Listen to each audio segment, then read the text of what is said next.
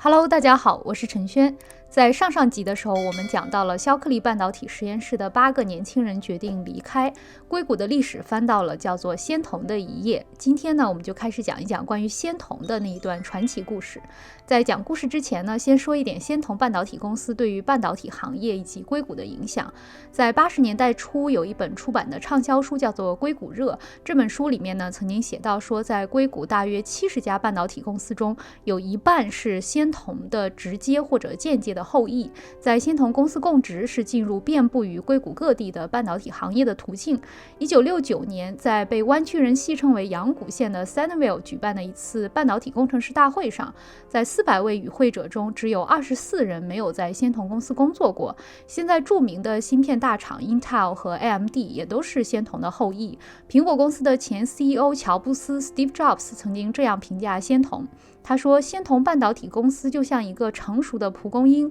你一吹它，创业精神的种子就随风四处飘扬。可以说，仙童半导体公司称得上是半导体行业以及硅谷的黄埔军校了。要讲仙童的传奇，还是要从1957年7个年轻人决定出走的那一刻说起。这7个年轻人是肖克利半导体实验室的员工：格登·摩尔、金·霍尼、茱莉亚斯·布兰克、尤金·克莱纳、吉拉斯特、谢尔顿·罗伯茨和维克多·格林尼许。7个人中5个人拥有博士学位，摩尔、拉斯特、罗伯茨、霍尼这4位都是物理博士。拉斯特和罗伯茨毕业于麻省理工 MIT， 霍尼是日内瓦大学和牛津大学的双料博士，格林尼许是斯坦福大学的电机工程博士。唯二2个没有博士学位的呢是克莱纳和布兰克，他们呢都是工业工程和机械工程专业。加盟肖克利半导体实验室之前，曾经在西方电器公司叫 Western Electric 工作过。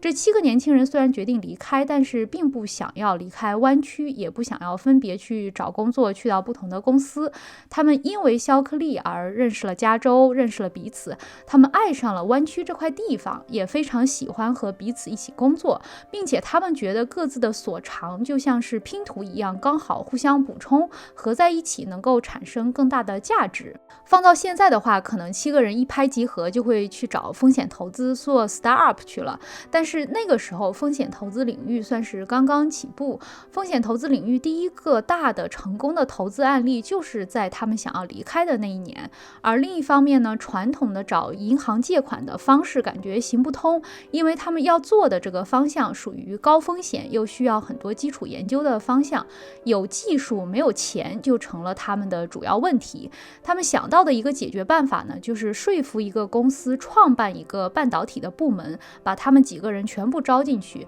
这其实和肖克利从贝克曼那里拿来投资创办半导体实验室的方式是类似的。克莱纳呢，给纽约的海登斯通投资银行写了一封信，这个投资银行负责他父亲公司的银行业务，所以算是有个人脉。另一方面呢，这个银行刚刚给一家锗晶体管上市公司叫 General Transistor 做了融资的工作，所以他们是希望这个银行可以帮忙找到愿意把他们7个人打包接收的一个公司。克莱纳在信中写道说，我们希望找到一个对于进军半导体行业有兴趣的公司，如果这个公司能够提供合适的资金，我们应该可以找到其他一些更资深的人，以及一个很好的这种办公人员，总共约30个人。因此这个公司呢，可以一次性获得一个训练有素的技术团队。我们相信在3个月内可以让这个公司开展半导体业务，首个推出的产品会是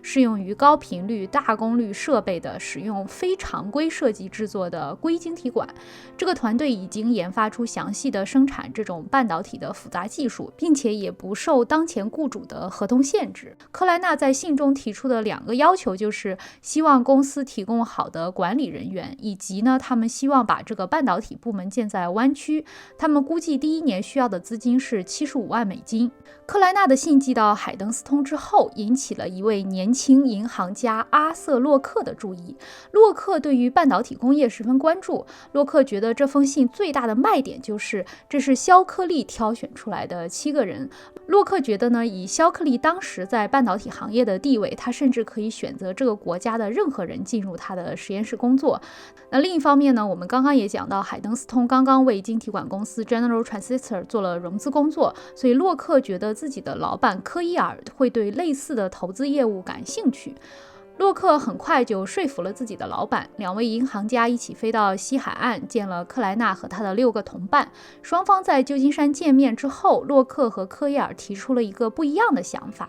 与其去找一家大公司接收他们7个人建立一个半导体实验室，不如他们自己组建一家公司，然后找人来投资他们。他们同时建议这7个人呢，别只要75万美金了，把这个投资金额提升到至少100万。7个人觉得这是个好主意，自己组建公司就真的解除了可能需要搬家的危机。一方面呢，他们可以留在他们喜欢的湾区；另一方面呢，他们也可以在这里找他们认识的工程师们，看看谁愿意加盟他们的团队。但是这个团队呢，就有了一个比较大的问题，就是他们缺少一个能够管理团队的人。这一点克莱纳在信中也写到过，说希望公司提供好的管理人员嘛。那现在自己要创办公司，再去找人投资的话，这个问题就不能指望别人去给你解决了。7个人就告诉洛克和科伊尔说呢，诺伊斯其实是一个很好的领导者，但是他觉得对于肖克利公司还有责任，他不会离开那个公司。在2位银行家的劝说下，7个人决定再尝试说服诺伊斯一次。罗伯特·诺伊斯呢是 MIT 的物理学博士，肖克利半导体实验室中除了肖克利之外，唯一在加盟肖克利公司前就有晶体管制造经验的就是罗伯特·诺伊斯。那诺伊斯呢出生于传教士家庭，他的学识渊博，文武双全，为人友善，是一个公认的魅力十足的人。以后我们有机会会单独讲一讲这个人的一些趣事。7个人中的罗伯茨和诺伊斯聊到了深夜，说服他加入这个7个人的小组，做一番大事业。也告诉他说呢，如果我们7个人都离开，那么肖克利实验室的晶体管的相关研究肯定会停下来。诺伊斯当晚也是犹豫不定，最终呢还是决定和他们7个人一起去见一下这2位银行家。他想要确定他的这7位小伙伴是不是真的做好了准备，他们是否真的有机会做出一个成功的半导体公司。诺伊斯在给父母的信中写道，我回顾自己来到这里的2个理由，一个呢是和肖克利一起工作，一个是来到西海岸。那关于第一点呢，诺伊斯确实曾经说过，说第一次接到肖克利电话的时候，感觉像是和上帝在通话。诺伊斯在这个信中就说，因为最近一段时间的经历，同时发现最好的其实也没有比平均高出太多。第一个理由的重要程度已经消失，那能够留在西海岸呢，可以以另外一种方式实现。通俗一点说呢，就是肖克利在诺伊斯心中不再是神一般的偶像存在了，而留在西海岸就成了他的唯一理由。要留在西海岸有多种方法，不一定要留在肖克利实验室。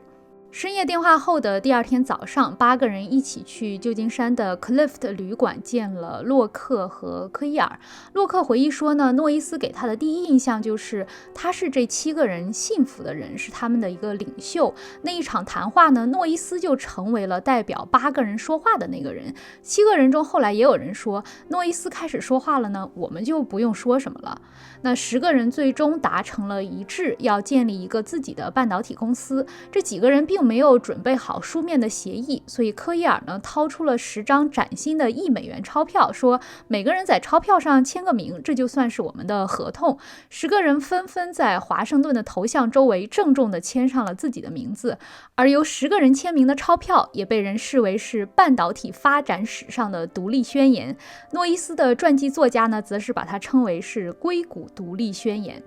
洛克利用自己在商界的关系帮助新公司筹措资金。那洛克列出了一份30多家东部大公司的名单，然后挨家打电话。当时风险投资业还没有成型，30多家公司都拒绝了。这些公司担心这样做呢会干扰现有公司的正常的经营。就在洛克快绝望的时候，他遇到了一位投资人，硅谷第1家由风险资本投资创业的半导体公司就这样诞生了。那洛克遇到了谁呢？八人帮的半导体公司又是怎样赚到了第一桶金的呢？我们下周接着讲关于仙童的传奇故事。我是陈轩，感谢您的收看，喜欢的话请记得点赞、订阅、分享，我们下期再见。